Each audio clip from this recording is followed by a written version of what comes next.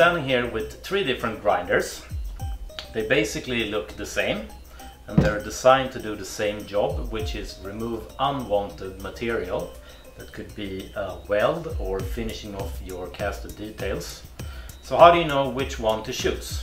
And there are two main elements that differ these tools. The first one being power and the other one being ergonomics. When it comes to grinders, the main element that determines how much material you can remove in a given time frame, it comes down to the power output. So for a pneumatic grinder, it's measured on the spindle and it's measured in either horsepower or kilowatts. Now let me illustrate how this affects you and your grinding with the help of this weld seam, a very common application for angle grinders. This grinder is rated at 900 watts on the spindle. So in a given time frame you could remove this much material. If you go up to this tool that is rated at twice the power, 1.8 kilowatts, you could remove almost double the amount of material in the same time frame. And if you upgrade to a more powerful grinder like this turbine grinder here, you could remove the entire weld seam in the same time frame as you remove this much with this tool. So that means you can save a lot of time using a more powerful grinder. So how do you know which one you should choose? If you are doing one of these a day or a couple of them, it's not so important in which time frame you do it. This is probably a great fit for you. If you are doing hundreds of these pieces each day, you should consider a more powerful grinder.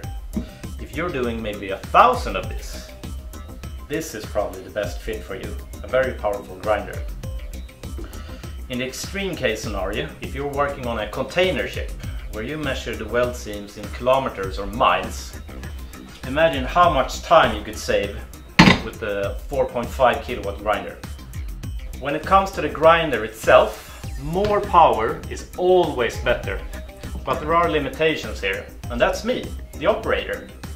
And there are mainly three ergonomic factors that comes into play here. That is weight, vibrations and sound.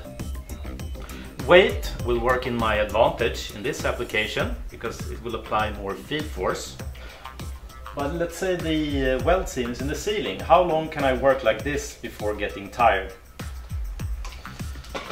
Then the obvious choice would be to go for a more lightweight tool. And here we have to take into consideration vibrations. A more powerful tool like this will reduce the exposure time to which I'm exposed to these harmful vibrations.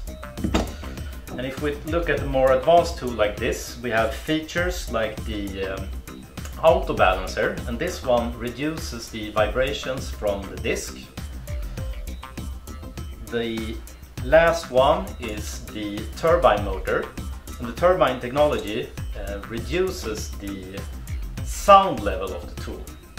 When selecting a grinder, there are several factors to take into consideration, mainly power, weight, vibrations and sound. So how do I know which one to choose?